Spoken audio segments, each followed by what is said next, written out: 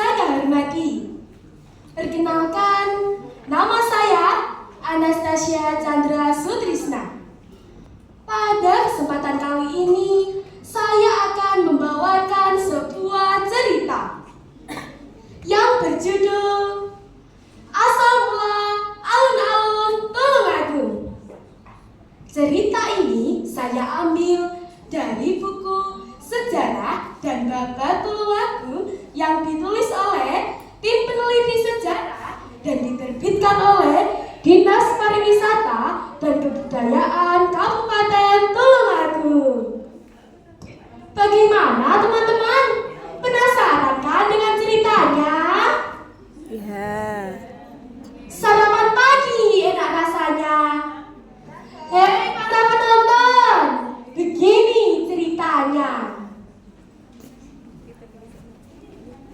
Pada zaman dahulu, semenjak daerah Tumenggungan dijadikan satu kembali menjadi kabupaten, maka Kota Rawa membutuhkan tempat untuk kediaman bupati, pendopo, dan alun-alun sebagai wujud simbol kota kabupaten.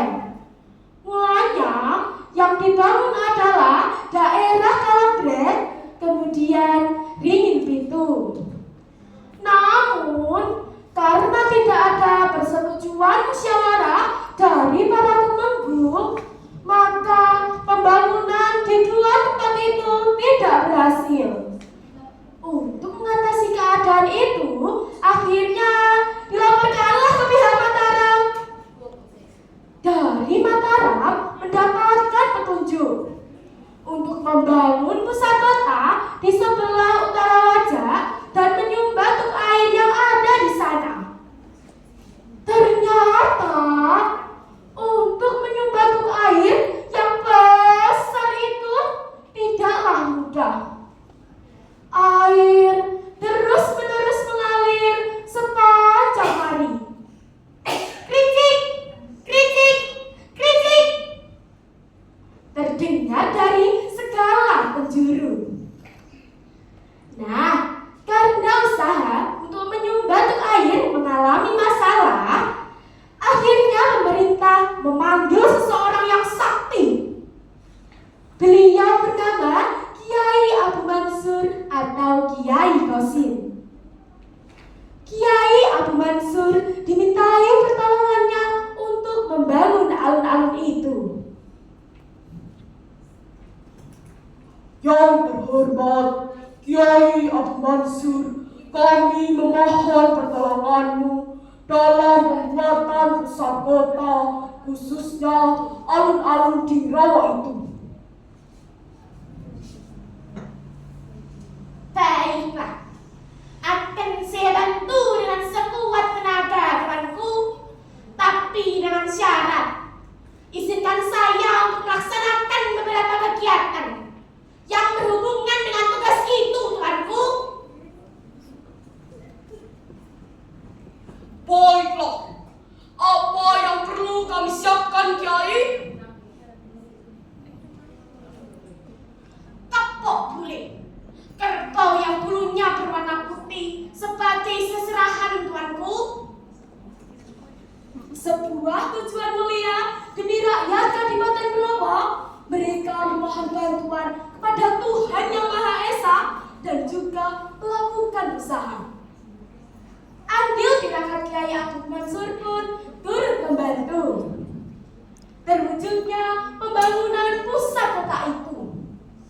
Langkah pertama yang dilakukan adalah dengan membongkar 7 pohon beringin yang ada di Ringin Pitu.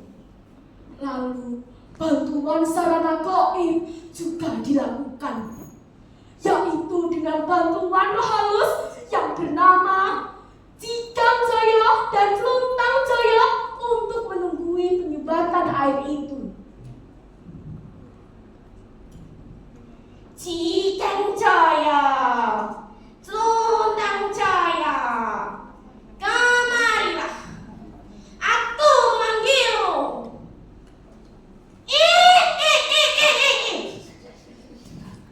Apa maksudmu memanggilku, Kiai?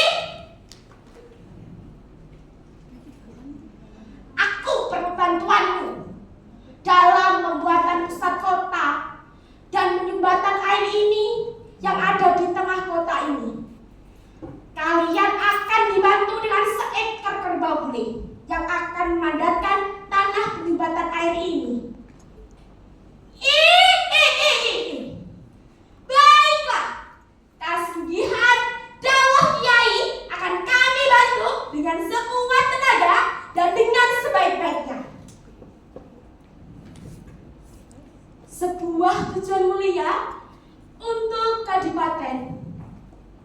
Seekor kerbau bule itu disuruh memandatkan tanah penyumbatan air dengan cara menginjak-injak tanpa istirahat.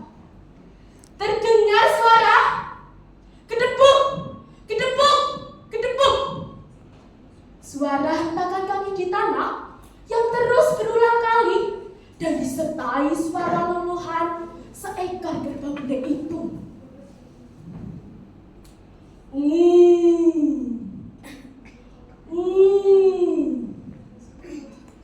Tanpa istirahat, suaranya semakin melemah, melemah, dan melemah.